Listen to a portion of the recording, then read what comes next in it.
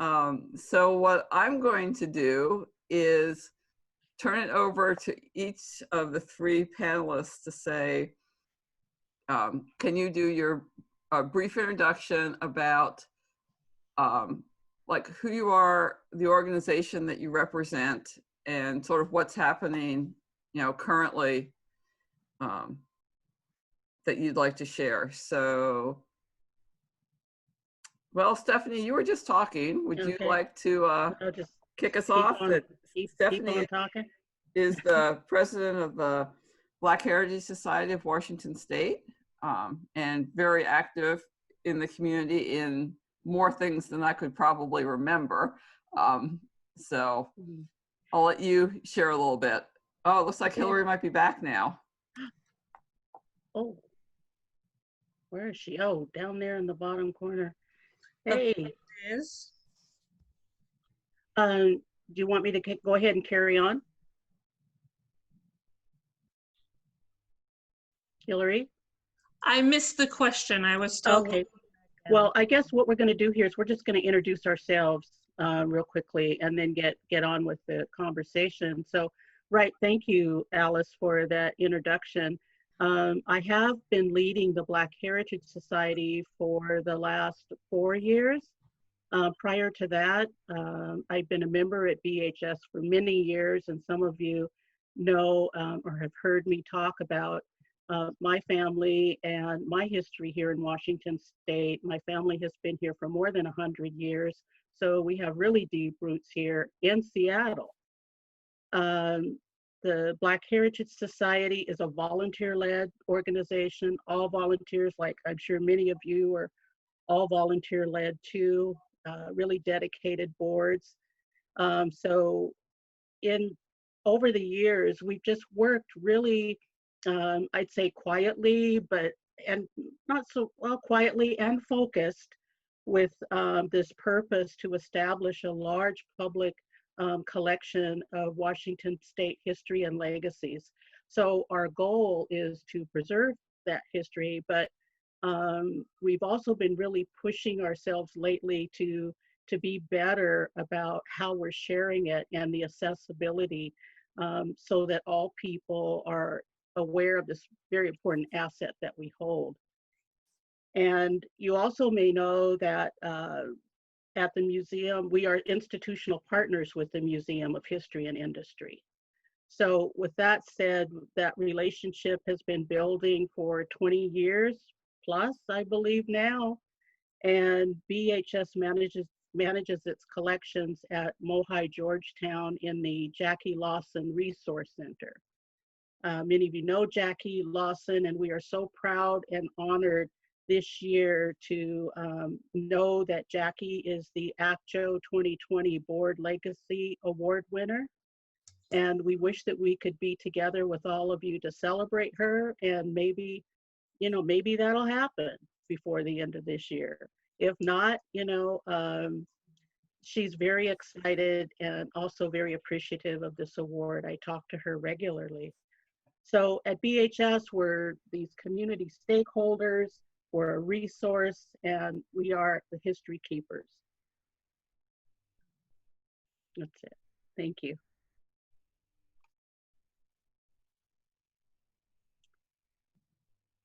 Okay. Looks like Hillary might be frozen again. Okay. So, Moni, would you like to go next with, as she said, she's with the Northwest African American Museum in their public programs, but share a little bit more about you and your organization? Yeah, no problem. Good afternoon again, everyone. Again, I am Moni, Public Programs and Community Engagement Coordinator at Northwest African American Museum. In my capacity as the Public Programs Coordinator, any events that you see, any events or public programs that you see produced by NAM and co-presented by someone else, but solely produced by NAM, those are the ones that I am planning, essentially. Those are the ones that I have planned. Those are the ones that I present.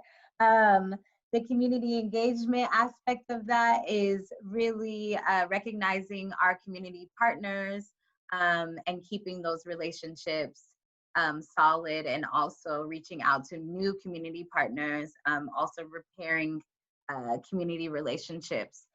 Essentially, I am the outward face of the museum at this current time. So if you log into any of our virtual programs, you will likely see me moderating. We're gonna move from that in a little bit because it's a lot of work, but I'm happy to be the community liaison for our museum. It was important for me to work at NAM. I've been there for about 1.5 years in the very community that raised me, and so it definitely feels as if I'm giving back a contribution to somewhere that's so important to me.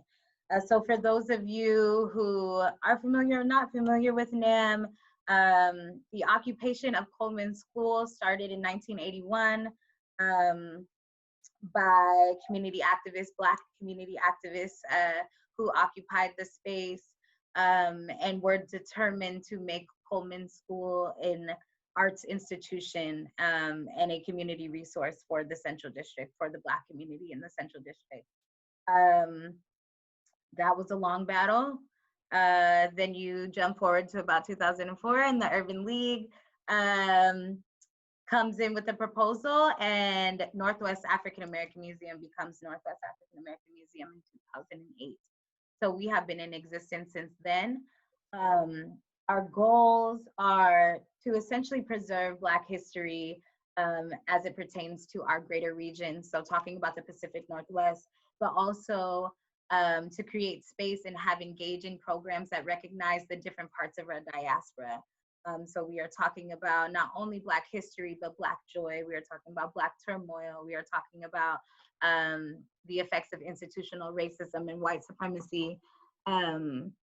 We are in process of really making strong our community relations, really repairing some community relations, because as most folks know, with an occupation of the space, the folks who occupied the space were not the ones who started Northwest African American Museum as it's titled. So that's essentially me and what I do at NAM and who NAM is, and I am open to answering any questions that you have.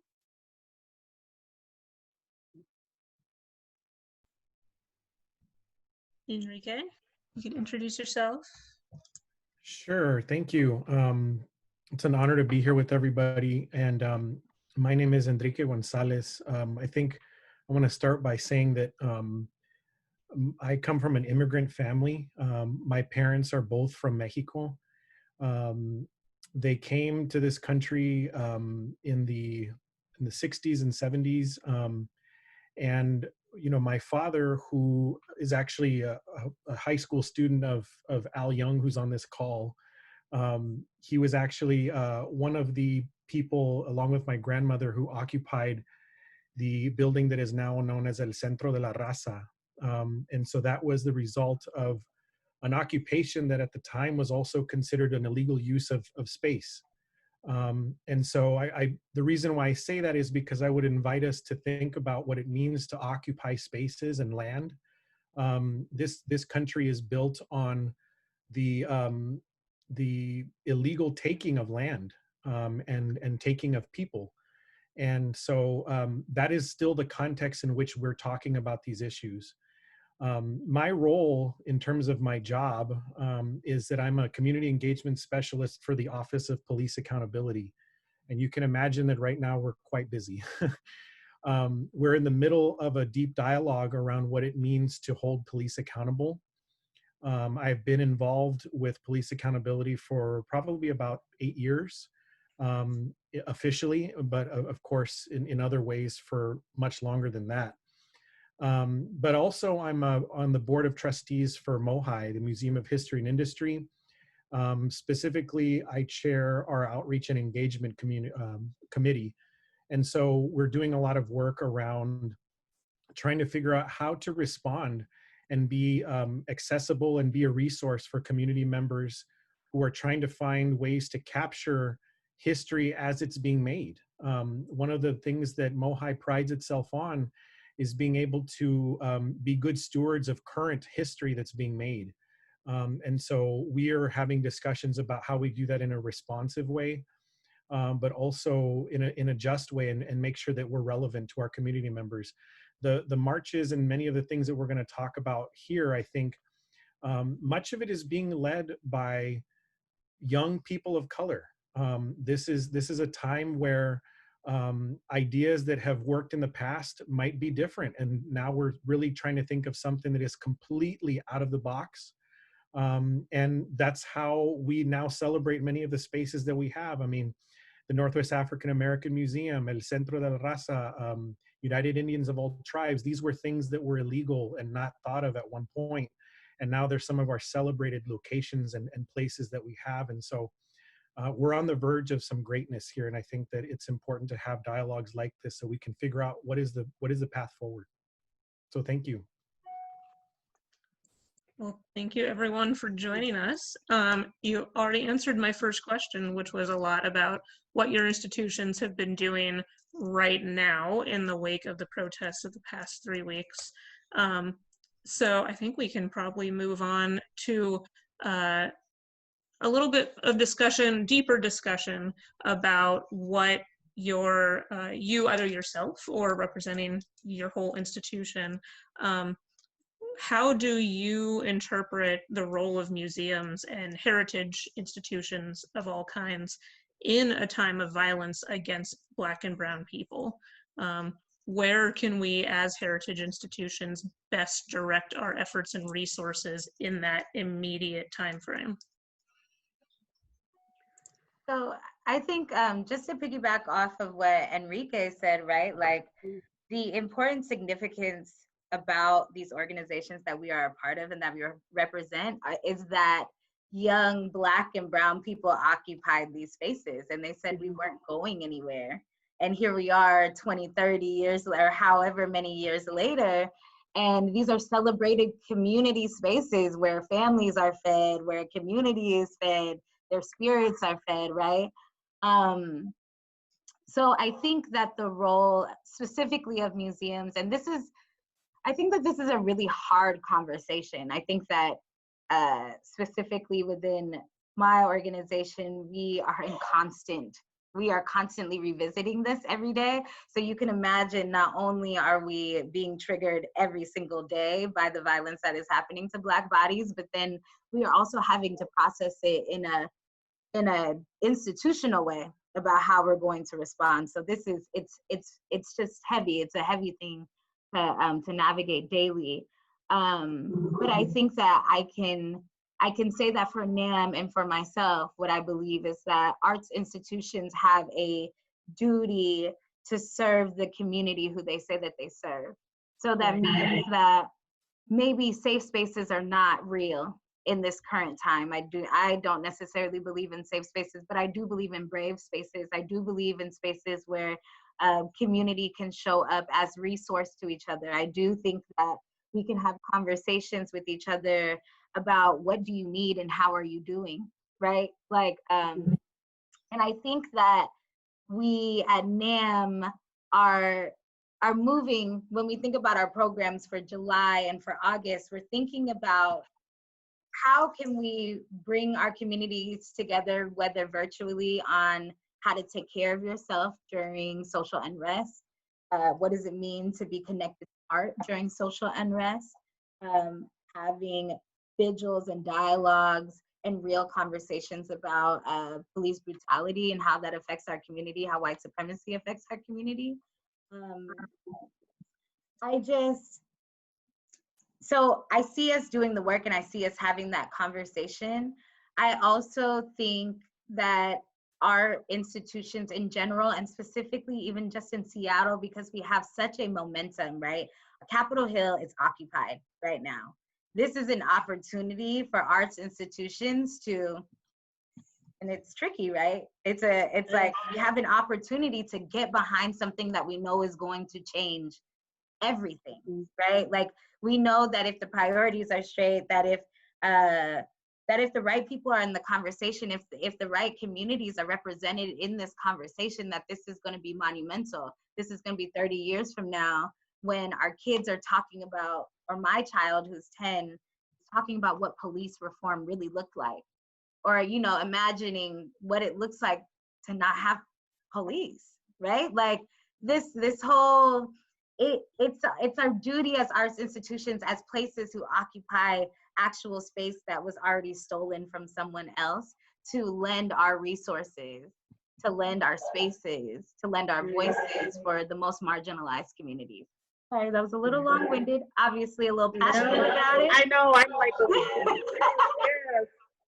Yes, to, you know, to all of that, what both Moni and Enrique have said, and I too am extremely encouraged and inspired by all the people that I see in the streets. And I know that traditionally our historical heritage societies and museums, you know, we always strive to be relevant in this really crowded world of, you know, where there's lots of moments and actions and events. And so trying to find our place and, you know, our space within that can be challenging, you know, sometimes, especially when you're an organization like the Black Heritage Society, as I mentioned earlier, is that we sit and we collect and we preserve and we share. And that sharing is for educational purposes, for future generations, and for, you know, discussions now.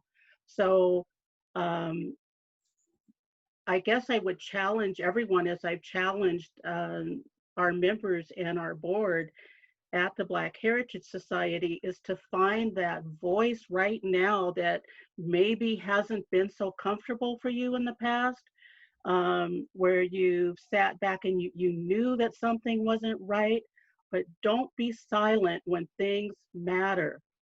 And so here we are today, and I think there are so many people, especially those young people that are out in the streets, and millennials, Z generations, where you know, they've never seen anything or experienced anything like what's happening today. And they've said, enough is enough. We're done with just talking about it. Let's propose some actions. Let's hold people accountable, and we're going to hold ourselves accountable too. And so this whole occupation that you see on Capitol Hill right now with CHOP is that's what's happening there. That's the reality of it, and that's how it's playing out. So I don't know if Enrique has anything to say right now about that particular space, but at the Black Heritage Society, we are definitely getting outside of our box just a little bit, pushing ourselves to be not so traditional, and what maybe some of the expectations that people have had of us in the past is that we're living up to a responsibility, and we're speaking up, and we're getting a little louder like everybody else. Yeah, I agree. I think that we are definitely getting louder, and there are things that need to be said that have been, you know, bubbling up for a long time, and people are finally, I think, finding, even if they don't find the space, they're making the space. I would say that in terms of the role that museums play at this time, and really any time, I think, is to create that space. I don't know that I really like what you're saying about the brave space. I don't know, you know, I think that's really, I think, pushing me to contemplate even the role that a museum plays, and that I think oftentimes we're wanting to create safe space, assuming that we know what a person needs for their safety. And that's not for us to determine. I think that each person, and especially when we're talking about people who have been marginalized and oppressed, who are we to say what a person needs for their safety? that said, I think we do have a responsibility to create a space and then allow people to fill it the way that they see fit. That is, I think, at the heart of really trying to liberate people, is that they get to determine, we talk about CHOP, we talk about Capitol Hill. This is really the result of people who are wanting to determine what their space looks like. There is such a deep desire for people to change their environment that this is a direct manifestation of that. And so while it may be, some people are saying, oh, it's messy, there's a lot of garbage, this is exactly how space changes. It takes time, and it doesn't happen overnight, let alone in a week. And so, one of the things that the history of the Museum of History and Industry has been doing is really thinking about what it means to be inclusive. One of the things that we've done is we were actually going to have an exhibit that was put off because of COVID, called American Democracy, and we've really migrated to more of an online presence in a lot of the things that we do, because we simply cannot have the physical presence. But one of the things that we did develop what we're calling a democracy statement. And so I'm just going to read the brief statement. It's about 2 sentences long. And it basically says, diversity is the foundation and strength of our democracy. MOHAI commits to creating a space of inclusion for diverse viewpoints. MOHAI neither supports nor condones acts that promote inequity or acts of disenfranchise or marginalize, that disenfranchise or marginalize people. MOHAI stands firmly on the side of inclusion, equity, and cultural empathy. And I think that what we're trying to get at is, we're aware as a museum, as a community, that we have a space, that we have a room available for many of these things to be not just displayed, but to be debated, to be talked about, to be engaged with. And I think that the struggle is to try and figure out, how is it that you create a space that we don't necessarily have to determine what that space entails. And so we're constantly trying to grapple with that. And I think the role right now, we actually were on a call a couple of days ago trying to figure out, well, everything that's happening right now, there are little elements of culture that are popping up in different pockets of CHOP. I mean, if any of you have gone there, you see little signs of culture shift. And how is it that we as a museum capture that, but in a way that is also honoring the people who are a part of it? It's been said that when you observe history, you change it. Well, how are we as a museum also changing it? And so I think that those are some of the questions that I think we're grappling with, but also interested to hear what some of you all are also continuing to struggle with and grapple with. And I also want to say that the conversation about what role we play is definitely one that my office, the Office of Police Accountability, is grappling with. It's one that is incredibly uncomfortable. But I also know that on the edge of discomfort is where we're growing, and we need to be there. And it's possible that I can say that, from my perspective and from my office's perspective, we hope the day arrives where we don't need to exist anymore when it comes to an office, because police are accountable, because those things are already taken care of. And I think that most officers would even say, they hope that the days where they can live in a safe society and their services are not needed. I think that we're being pushed to imagine what that society might actually look like, which is an incredible accomplishment to even begin to have that dialogue. So I'm sad, but I'm also incredibly uplifted by the courage that we're seeing in folks coming forward to have that dialogue.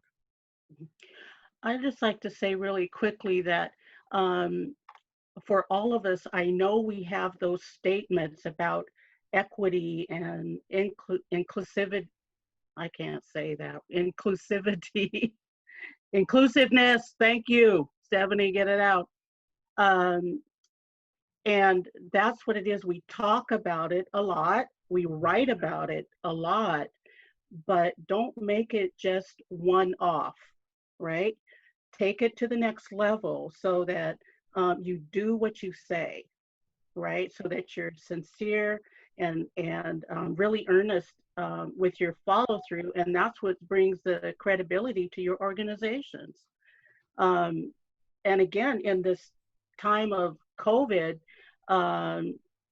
it giveth and it taketh away, right? And one of the things that it gave us is this time for people to sit and reflect and to slow down just a little bit and to think about the ways that they can be really honest and sincere with their action and you know, what they intend to do. And I think I was sharing with Alice and maybe a few others last week that one of the things that I've been doing is I've been sort of sequestered, you know, here at home, is I've been using my sidewalk as a billboard. I love it. When I have these thoughts and I just got to say it to somebody other than my cat, I'll go out and write it on the sidewalk, you know, and then it's really interesting how it creates a conversation with me on the porch and my neighbors or people who are walking by, you know, by my house. And I'm having conversations with people in my neighborhood that I've never had. So, you know, think about even the small ways. Everything matters. I love all of these ideas about space, no matter how small or large, and how we can use it. I really love your phrase, brave spaces, Moni. That was wonderful. For those of us who are ready to take those actions, we've had our time to contemplate and converse, maybe. I'm sure you guys have dealt with this. How do you deal with inertia around taking action, whether it's from funding sources or umbrella organizations or your own fellow workers or other institutions in the field, whatever is blocking your way? What strategies have you used to overcome that inertia for change?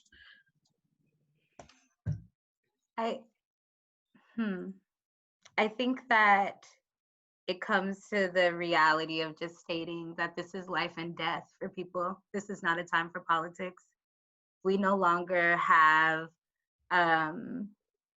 we've never had, but especially right now, we no longer have the luxury to play safe, to not use ourselves, our institutions as resources, to not show up, not when you have tens of thousands, hundreds of thousands of people who are protesting the killing of Black lives during a pandemic that is disproportionately killing Black people. Like, I think that bottom line, when we enter these conversations daily at our organization and even in my personal life, even with my families, I'm like, that is what we're talking about here. We're not talking about anything else. We're talking about Black people living in a state of terror daily. I mean, even now, even since we have seen these protests happen, we have been seeing the retaliation on our communities, right? Like we are watching this happen. We are seeing people being murdered. We are seeing people being hung by trees. This is 2020, you know? So I encourage people to make it that serious and to really put it on the line in that way. This is life and death for people. This is not a time for politics. And I think that when you put it in that, when you create that mind frame for people, you know, even if they're not able to empathize, even if they're not able to put themselves in your shoes, it's just like this life and death thing. Like, think, you know, it makes I've seen it have an impact on the way that people respond to how they're going to move forward and change. But this response right now, too, is really interesting because people say, why now? Because these are not new crimes. People have been in the streets and protested these crimes before. They've spoken up about these crimes before. So why now? You know, and I've tried to put that together for myself. And I think, again, it comes down to what you said, Moni, is that we're in the middle of this whole pandemic, and it's like all of these things are coming together in the perfect storm, right? So I think that it's our responsibility, you know, our, it's in us. It's God, I don't even can't even find the words sometimes for it all. This inhumanity to man is just, it's blowing my mind. And so, what are those next steps? What can we do at our organizations? And again, boiling down to what we talk about all the time too is, uh, these partnerships and being maybe finding these allies that we wouldn't traditionally reach out to and try to organize ourselves, even this group at ACTO.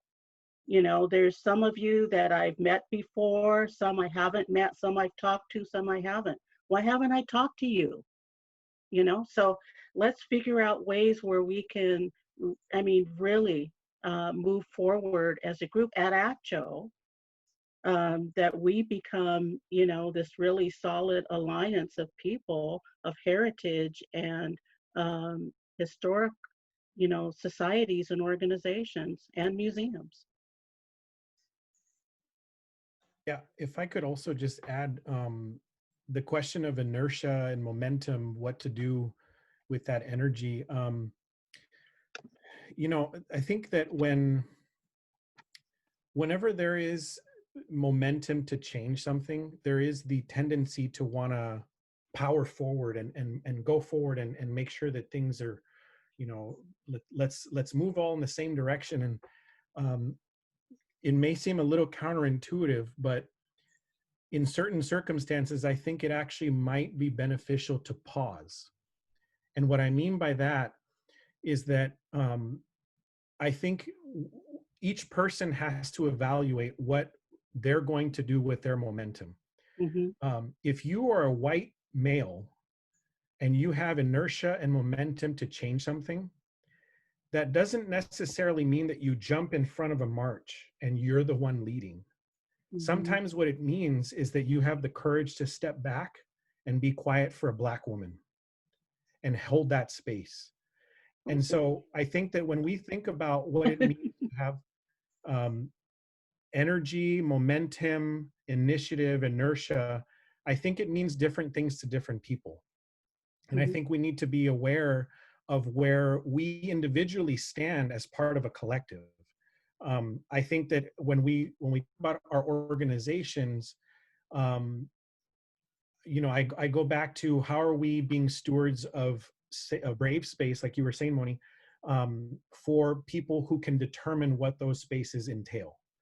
And so I think a lot of the answers are not necessarily from us adults who have been kind of doing some of this stuff for a while. I think it actually is, let's invite folks in and let them decide what comes next. But I really want to elevate the concept of what I've heard often talked about. I have a good friend, Minty Longearth, who is a mentor of mine and friend. And she often talks to me about the concept of recalibration. And what that is, think of the civil rights activists of the 1960s. Their homes were bombed. They were assassinated. And now they're held up as heroes. And now they're seen as folks who are, that saved us during the civil rights movement. There are currently people who are being seen as agitators, as people who should be locked up, who are causing trouble. I venture to say that in 20 years, we're going to be giving them awards. And the strange part of it is that the society has a way of recalibrating what we think of as what is appropriate. And I would urge us to, if we have momentum, think about where you stand individually and what is the momentum that you are feeling call you to do based off of the current societal dynamics that we find ourselves in. Everybody has that different role. I have to evaluate mine. And I'm very specific about the fact that I will not, I'm always going to have Stephanie and Moni go first. I'm aware that my voice doesn't need to come first. And so, those types of dynamics in boardrooms, when you're shopping, where you spend your money, these are places where there is legitimate economic and political power. And we need to think, I think, about like how we show up to power and how we use it and how we exchange it. I would also, Enrique, incredible thoughts, like incredible. Just to piggyback off of what you said, I think that it's important to also talk about what are our expectations from communities of color and institutions that those communities serve, right? So in my personal life, I am not asking Black women to do anything. I'm not asking them to show up at a rally. I'm not asking them to go out and protest. I'm not asking them to do anything. I'm asking them, do you need some food? And are you taken care of, right? So I think that that is just a small fraction of how I am handling community and my intentions there. But I think that in a greater aspect of how we're looking at communities of color to take the lead in these ways, yes, of course, we will always take the lead. That's what we do. If we don't do it, it won't happen. We know this historically. But I think that we also just have to change our perceptions of whose work is this really? Whose work is it to dismantle white supremacy? Why is white supremacy even a thing? Why does it impact us in our policies, in how we move day to day, in our prejudices? Like, I think that organizations, institutions really have to change their perspective and really investigate their perspective about whose work they think it is. And it comes by having not an all-white board. It comes by not having an all-white staff. It's actually like hiring Black people and people of color who are qualified in those positions to do the work and paying them well, for their lived experience and their intellectual property. Like, these are just, they're not even small suggestions. They're suggestions that should have happened a long time ago. But that's the type of things that institutions they can walk their talk, essentially, with changes in that way. Exactly. Yeah. I am agreeing with you. I'm nodding my head and saying yes to all of that. And I think that when our organizations are being really intentional with that. Oftentimes I've heard people say, well, we put the word out to, the community of color to come and join us. And I'm going, well, you put the word out, but did you really like get in there and get out there and recruit or go to a meeting, talk to people face to face? And it's just, like, oh, yeah, okay, well, maybe there's an idea. So I think that's it, is just taking those extra steps that mean so much more than, again, having it on paper and sitting around and talking about what you'll do, but actually do it. Work. And one of the things I want to say that what BHS is doing with our partners at Africatown Media and Converge is that they've been capturing all of the day-to-day in and out during, I'd say since June 1st, of the rallies, marches, CHOP, and we're going to be archiving that video and also putting together a collection of stories over these last few weeks, and probably, beyond stories beyond these past 2 weeks, on where people sit and their emotion and their action around what's going on. And we're talking with Jill Friedberg at Shelf Life Community Stories. I saw Chieko a minute ago, who was active in those projects, and talking about what we can do together to collect stories that then we hope that we can bring Enrique and Alice to MOHAI as part of the Stand Up Seattle exhibit that you were talking about. Thank you, Stephanie. MOHAI is looking forward to having those be part of that exhibit, a very critical part of the exhibit. I love all of these specific ideas, especially about hiring practices and having actual people involved. As someone who has been in and done work for organizations that are all or like 99% white, what is the like number one thing that you would tell people who don't already know where to go? Like if they want to go to a meeting and start going out and making connections, what do they need to know? And where should they start looking? If they have no friends of color, where, like, what would be a good starting point? And I know that's a loaded question, but we have organizations like that, and we know families that are like that, where they just don't have any connection to anyone outside of their white community. Where is a good starting point for that? I'll invite you. You know, I honestly, you know, I have to work from my end too. You know, when I sometimes I stop and I'll think, well, gosh, they didn't invite me to that meeting. I'm going, well, I didn't invite them to this meeting either. So I think just being really purposeful about, you know, from BHS to all of my fellow ACTSHO members and beyond, is to say that we will definitely be more present with you around meetings and opportunities to come out and share with us. So I think where you start is there and NAM. And also, what about, you know, a neighbor? I mean, somewhere it could be a small step, right? So, you know, it's not, I don't think it's not like there's opportunities out there that you can't really tap into if you're really serious and sincere about wanting to make a move. And it could be a small step, you know, at first. You know, you take it on and make it work for whatever works for you. But to kind of build on what, you know, Enrique was saying, is you don't have to charge right into something really big right away, especially if it's not feeling that comfortable. Work your way toward it. I liked what you said, Enrique, about being on that edge of discomfort, like that it's not going to be comfortable, and that's how you know you're doing it right, basically. Yeah. So we talked about, sorry, did I just hear someone speak up? I was gonna give Moni some space to talk, but I have a thought if not.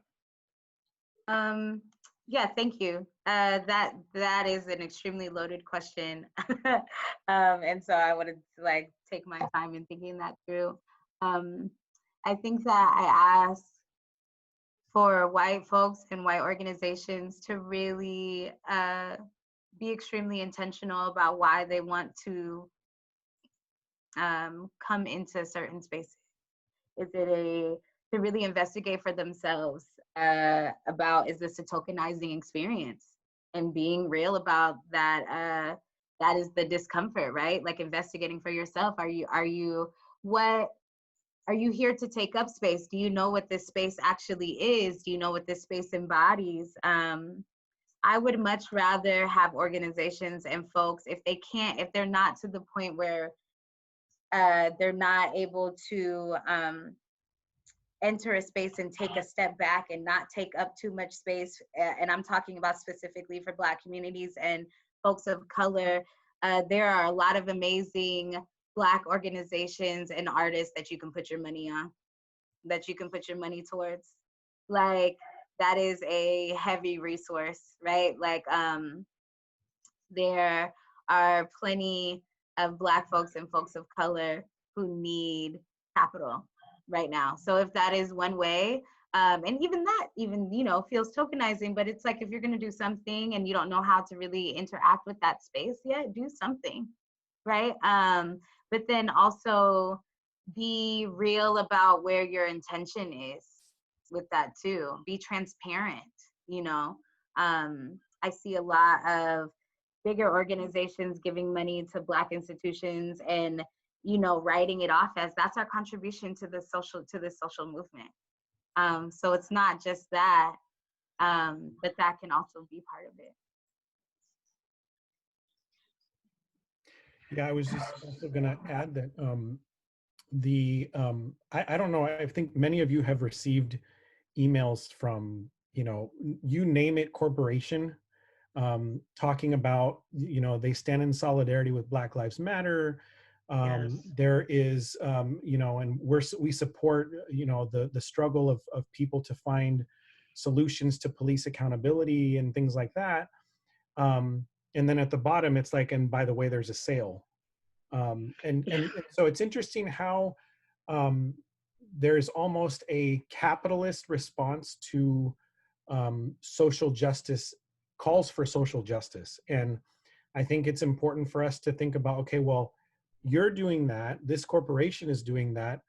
Now that everybody is doing that, which ones are actually really doing something that's different, that's actually risking something that may not be profitable, but is the right thing to do?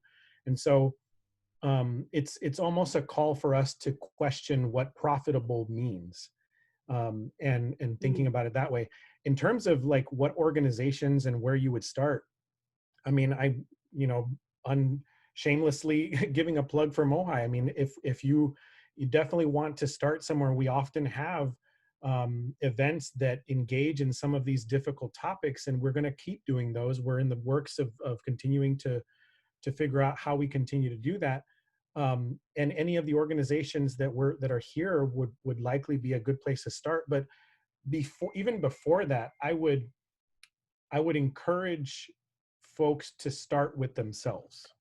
And it's really easy to think about what's happening in the world out there and say you want to influence something out there, when really what's out there is a result of what's in here. And what's in here is biases, are questions that I have that I assume to be true. There's all kinds of different things. And so then it becomes a matter of like, what is my experience going to the grocery store? What did I think about that person that I thought cut me off in traffic? There's all these little micro moments that shift the way that a culture and that a society functions. And I think that it's easy for us to think large picture, but this month, maybe I'm not going to have as much coffee. Maybe that means that I'm going to, donate to the Northwest African American Museum. Maybe maybe I'm doing that. In exchange, I'm also going to be reading, the new Jim Crow. Maybe I'm going to be reading something that is going to challenge me that I don't agree with. There's all these different little ways that I think we're being asked as a society to really question how it is that we interpret the world. And it's not comfortable, but it's also very, very simple. And I think that we've got great partners on this call that can all help each other in doing that. I know some of them I talk to on a regular basis, and so would encourage folks to maybe just think about it that way. Wonderful. Well, thank you all so much for your contributions. We have about 5 minutes left. So I just wanted to end with some recommendations of really great institutions, programs, projects, specific leaders that you would really recommend our ACTSHO members look to as good models, or just exciting stuff that's being done in the space right now, especially in relationship to the last 3 weeks, but about racial justice in general as well. Definitely come visit. Well, you can't really visit us at NAM right now, but next month we're going to pivot to having some outdoor programs. So please visit NAM on either Facebook, our website, namnw.org, or on Instagram if you're there. We're constantly posting about our virtual programs that we're having, and then also the ones that are coming up in Jimi Hendrix. I would also suggest that everybody on this call pay attention to what Africatown is doing, the ways that Africatown is showing up in the community, and the rallies that myself personally and my family, but also NAM, have been involved with or are going to be involved with. So show up on Friday if you can. Show up on Friday if you can, like Stephanie said, starting on 22nd in Madison at 3 p.m. I think it was. They've moved it to 2. To 2 p.m. I believe that we're ending at Jimi Hendrix Park. We want to see thousands and thousands of people come out. That rally is called "Get Your Knees Off of Our Necks," literally. And we ask that white folks who show up to other rallies and other protests throughout the city, if you come to watch Black and brown people be brutalized by police officers, then please stay home, and you can do that from your TV if you're going to actually show up and actually use your bodies. And that means respecting folks of color space, respecting Black people's space, respecting you know, where you come in the line of procession as well within the rally. It's really just really navigating that space with thoughtfulness and with intention. Yeah. Mm-hmm. Yes, I agree that right now, Africatown is doing some really fabulous things in the community, organizing, even beyond what they're doing right now in terms of trying to educate the public around current events, their land trust, the economic development in the community. And it would be, you know, fabulous if you could, you know, read more and hear more about what they're saying and what they're doing to empower Black people and Black voices here in Seattle. So I, again, would say, don't be silent about the things that matter. I've said that before, and I just want to say it again, is that that all of your voices and your actions matter. And just building off of what Moni said about coming out to the rallies and marches, is coming with a really sincere intention for being there, and you know, being really purposeful with that. Yeah, and I would just add, you know, the MOHAI is also continuing to develop our programming, and like many of you as well, our format, of course, has shifted quite a bit with the current conditions, and so please, you know, stay close to our website and watch what we're doing online. We've had a number of different events that have been online in this kind of fashion and have been very successful. And as you know, things continue to shift, and that will also continue to shift and change. But we want to put out as much information and make it accessible as possible. There's 2 organizations I do want to mention. One is Creative Justice, and the other is Community Passageways. And those are 2 organizations that are really focusing on youth right now. You know, we mentioned at the beginning of this call that a lot of what is happening right now is being youth-led. Those organizations have done a tremendous amount of work to uplift young people and their voices and what they're going through. And, you know, this is not the result of young people who are just kind of on a whim doing this. They're educating themselves, they're engaged, True. they're passionate, and they're using their energy in a very positive way. And so I would encourage folks to get to know what they're doing. Creative Justice is run by Aaron Counts and Nikita Oliver.